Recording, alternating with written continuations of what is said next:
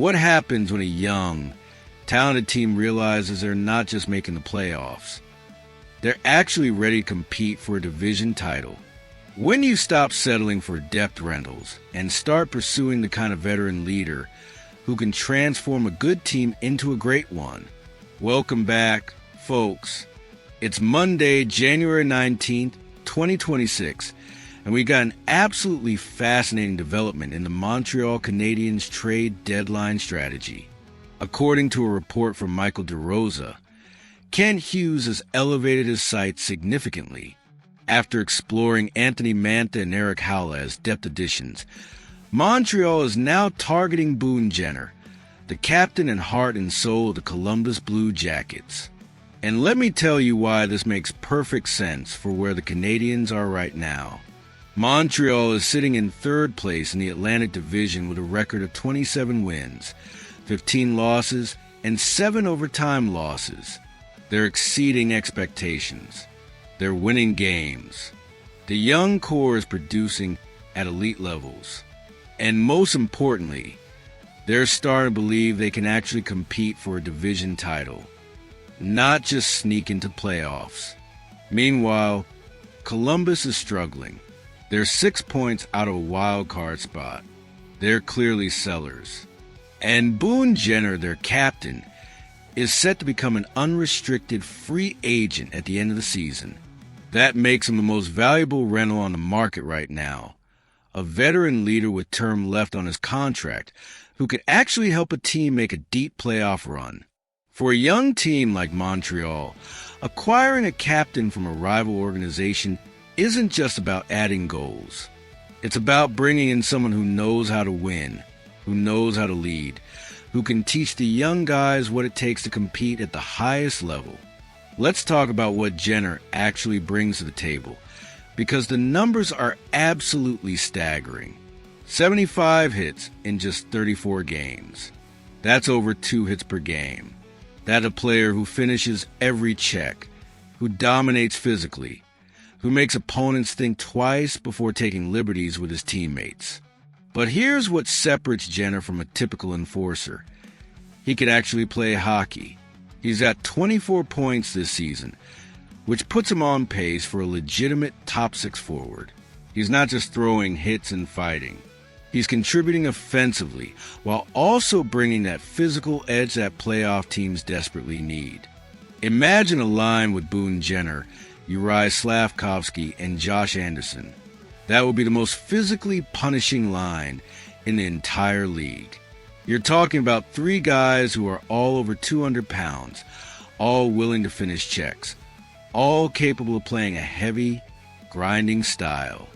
That line would absolutely wear down opposing defenses, creating space and opportunities for Nick Suzuki and Cole Caulfield to do their damage.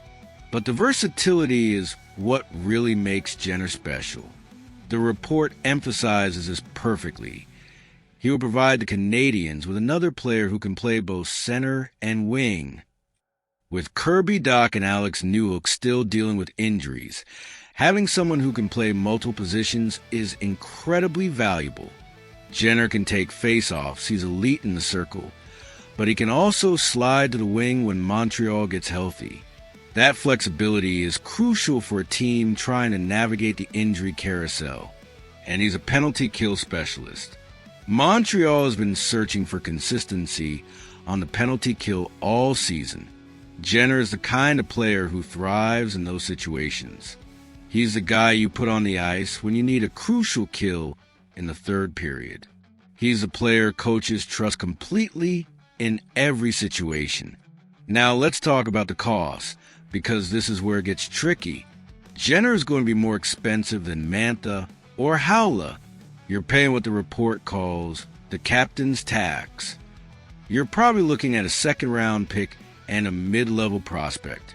That's more than Montreal would give up for a depth rental, but it's not an astronomical price for a captain-level player. And here's the key. Jenner is a rental. His contract expires at the end of the season, so you're not making a long-term commitment to an aging veteran. You're getting him for the playoff push, and if it works out, you can try to re-sign him. If it doesn't, He walks in free agency, and you've only given up a pick and a prospect. Compare that to the Nazem Kadri scenario we discussed earlier.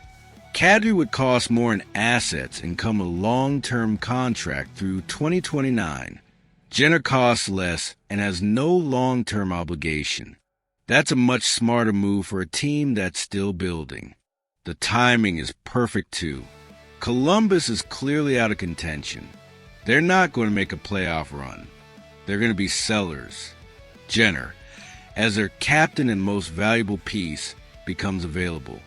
And Montreal, sitting in third place and smelling blood in the water, can swoop in and acquire him before other contenders realize what's happening.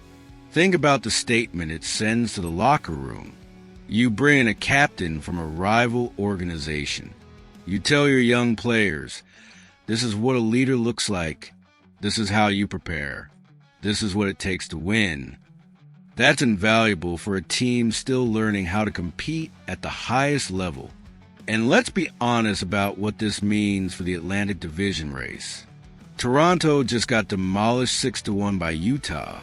They're vulnerable. Boston is aging.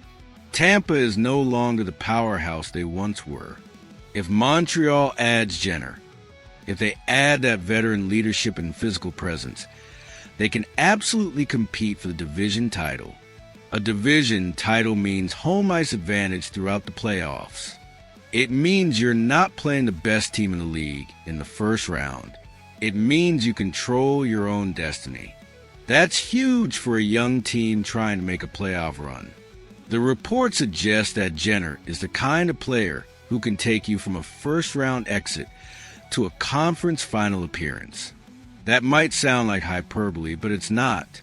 The difference between a good team and a great team is often just one or two veteran leaders who know how to win. Jenner is that guy. So here's what I think is happening. Kent Hughes started this trade deadline search looking for depth additions, Manta, Haula, those kinds of rentals. But as he's watched his team win, as he's seen the young core produce at elite levels, as he's realized Montreal is actually in contention for a division title, his ambitions have grown. Now he's looking at Jenner. Now he's thinking bigger. Now he's saying, we're not just making the playoffs. We're going to compete for the division and make noise in the postseason. That's the mentality of a team that believes in itself.